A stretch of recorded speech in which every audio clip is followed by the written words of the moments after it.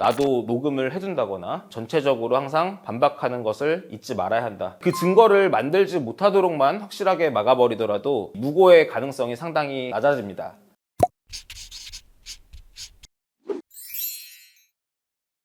요즘 유튜브에서 가장 핫한 주제일 것 같습니다.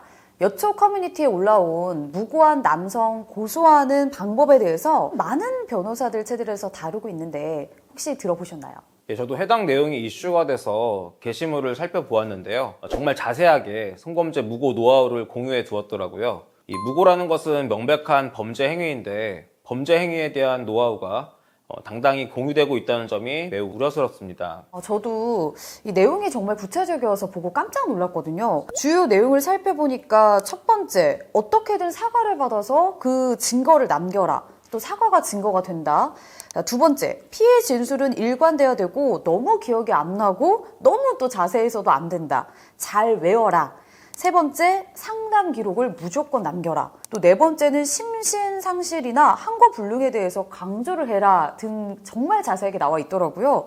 변호사님 이거 어떻게 생각하시나요?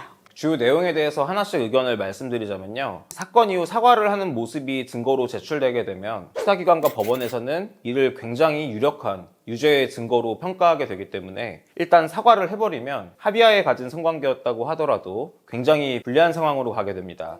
진술을 너무 자세하게 하게 될 경우에는 반박을 당할 여지가 높아지기 때문에 굳이 자세히 얘기할 필요가 없는 그런 부분은 자세히 얘기하지 말라고 코치를 하는 것으로 보이고요. 중간간의 경우 항거불능 상태가 아니었다는 이유로 무죄가 선고될 수가 있기 때문에 그 가능성을 차단하기 위해서 선제적으로 심신상실과 항거불능을 강조하라고 하고 있는 것입니다. 말씀을 들어보니까 증거가 없는 성범죄에서 이렇게 대놓고 멀쩡한 남자를 범죄자로 만들려고 하는 게 있는 이 현실이 참 씁쓸한데 어떻게 대응하면 좋을까요? 중간간으로 무고가 되는 경우는 대부분 연인 관계가 아닌 상황에서 원나잇을 한다거나 하는 경우가 많은데요. 일단은 무고를 대비하기 위해서는 모텔로 가기 전에 서로의 대화를 녹음해 둔다거나 하는 방법으로 서로 동의하에 관계를 맺었다는 점을 보여줄 수 있는 자료를 만들어 놓는 것이 좋습니다.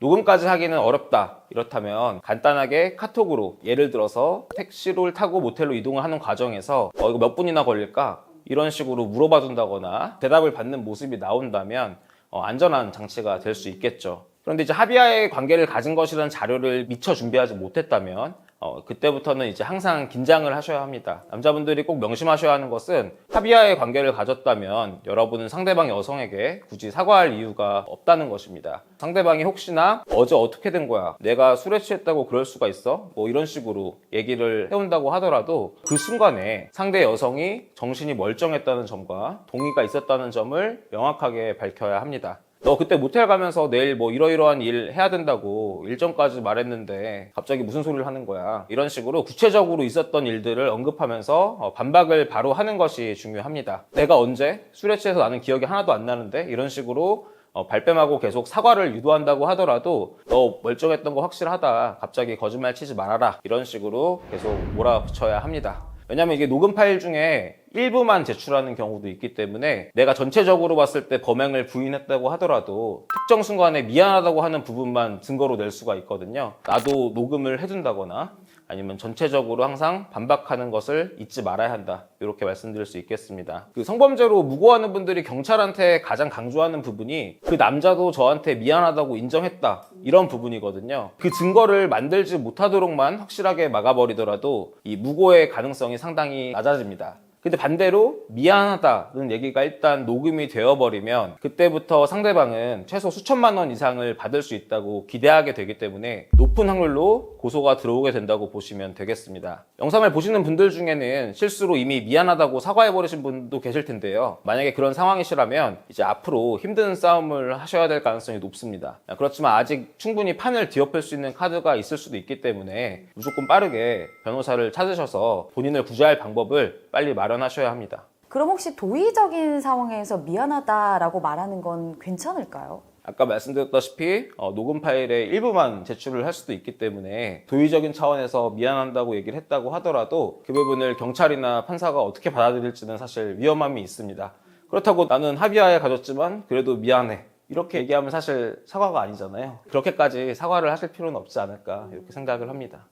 말씀을 듣다 보니까 이 사안이 어떻게 보면 여성과 남성의 대립처럼 또 느껴지기도 하거든요. 우리 변호사님 어떻게 생각하시나요? 그 부분에 대해서 꼭 하나 말씀드리고 싶은 것은 이 문제가 여성과 남성 간의 대립이 아니라는 것입니다. 돈이나 감정적인 이유로 무고하는 여성이 늘어나게 되면 수사기관과 법원에서는 피해자의 진술을 더 많이 의심하게 될 수밖에 없습니다. 그렇게 되면은 실제로 범죄를 입은 피해자가 약간 진술에 있어서 실수를 했다거나 증거를 충분히 갖추지 못한 경우에 수사기관과 법원에서 피해자의 진술을 의심하고 성범죄자를 처벌할 수 없게 되는 그런 문제가 생길 수가 있겠죠. 따라서 무고는 여성 편에서 볼 것이냐 남성 편에서 볼 것이냐 하는 문제가 아니고 범죄자가 우리 사회의 사법 시스템을 악용해서 우리 구성원 모두에게 피해를 주는 행위라고 인식을 해야 되거든요. 따라서 누군가가 성범죄 무고를 준비하고 있는 모습이 확인된다면 그 행위는 굉장히 잘못된 행위라는 점에 대해서 분명하게 말해줄 수 있어야 하는 것입니다.